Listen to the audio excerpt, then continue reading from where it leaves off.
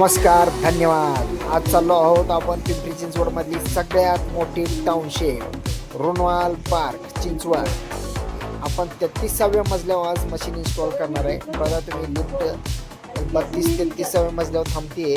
33 मजल्यावरती आपण ही machine install करतोय. आज ही मशीन आपल्या आटपाडीचे सर यांच्या न्यू होमसाठी आपण हे करतोय.